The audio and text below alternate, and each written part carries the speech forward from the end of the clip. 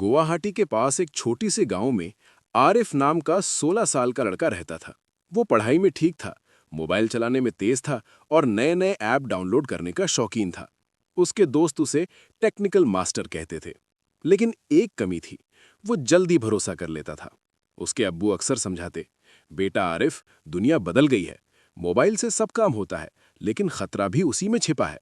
SIM का number, OTP, bank की जानकारी कभी किसी को मत देना।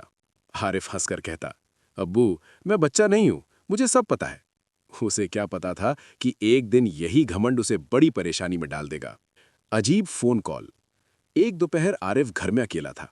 अब्बू काम पर गए थे और अम्मी बाजार गई थीं। तभी उसका फोन बजा। हेलो, क्या आप आरिफ बोल रहे हैं? जी हाँ, उसने जवाब दिया। सामने से आवाज आई, हम मोबाइल कंपनी से बोल रहे हैं। आपका नंबर लकी ड्रॉ में चुना गया है। आपको 50,000 रुपए का इनाम मिलेगा। आरिफ की आंखें चमक उठीं। सच में? जी सर, बस आपको एक छोटा सा वेरिफिकेशन करना होगा। अपना सिम नंबर और जो ओटीपी आए वो बता दीजिए। आरिफ के दिमाग में अब्बू की बात एक पल के लिए आई, लेकिन 50,000 रुपए सुनकर उसने सोचना बंद कर दिया। उसने सिम की जानकारी और ओटीपी बता दिया। बड़ी गलती का एहसास। 5 मिनट बाद उसके फोन पर मैसेज आया, आपके बैंक खाते से 15,000 रुपए निकाले गए। आरिफ के हाथ कांपने लगे। ये कैसे हो गया? उसने तुरंत अब्बू को फोन किया। अब्बू घर आए तो उनका चेहरा सख्त था। तुमने किसी को ओटीपी बताया? आरिफ की आंखों में आंसू आ गए। हाँ अब्बू, उन्होंने कहा था इनाम मिलेगा। अब्बू ने गहरी सांस ली। बेटा, यही तो ठगी है। कोई भी असली कंपनी फोन करके ओटीपी नहीं मांगती। घर में सन्नाटा छा गया। बैंक और पुलिस। अगले दिन वे बैंक गए। बैंक मैनेजर ने समझाया, आजकल साइबर फ्रॉड बहुत बढ़ गया है। कभी भी ओटीपी या सिम की जानकारी शेयर मत कीजिए। उन्होंने साइबर क्राइम हेल्पलाइन में शिकायत दर्ज करवाई। आरिफ को अपनी गलती का बहुत पछतावा हो रहा था। वो सोच रहा था कि अगर मैंने अब्बू की बात मानी होती तो ये सब नहीं होता। सीख की शुरुआत। उस दिन के बाद आरिफ बदल गया। उसने इंटरनेट पर साइबर सुरक्षा के बारे में पढ़ना शुरू किया। उसे पता चला कि कई लोग इसी तरह ठगे जाते हैं। लॉटरी, इनाम, केवाईसी अपडेट, बैंक ब्लॉक होने का डर दिखाकर। कुछ दिनों बाद स्कूल में टीचर ने ऑनलाइन सुरक्षा पर भाषण देने को कहा। आरिफ मंच पर गया। उसने अपनी गलती सबके सामने बताई।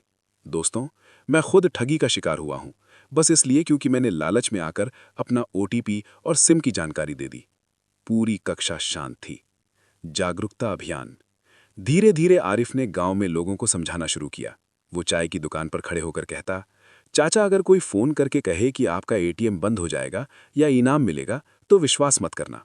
वो पोस्टर भी लगवाने लगा, ओटीपी किसी को ना बताएं, सिम की जानकारी सुरक्षित रखें। गांव के प्रधान ने उसकी तारीफ की। गलती हर किसी से होती है, लेकिन उससे सीख लेना ही असली समझदारी है। असली जीत। कुछ महीनों बाद बैंक से फोन आया। जांच के बाद थोड़ी राशि वापस मिल गई। आरिफ को लगा जैसे उसने कोई जंग जीत ली हो। अब वो पहले जैसा लापरवाह लड़का नहीं था। वो समझदार और जिम्मेदार बन चुका था। एक दिन अब्बू ने मुस्कुराकर कहा, बेटा, गलती से डरना नहीं चाहिए, उससे सीखकर आगे बढ़ना चाहिए। आरिफ ने सिर झुकाकर कहा, अब्बू, अब मैं कभी सिम नंबर या ओटीपी किसी को नहीं दूंगा और किसी को देने भी नहीं दूंगा। कहानी की सीख। सिम नंबर, ओटीपी और बैंक जानकारी कभी किसी अनजान व्यक्ति को ना दें। लालच सबसे बड़ा जाल है। किसी भी ऑफर पर तुरंत विश्वास ना करें।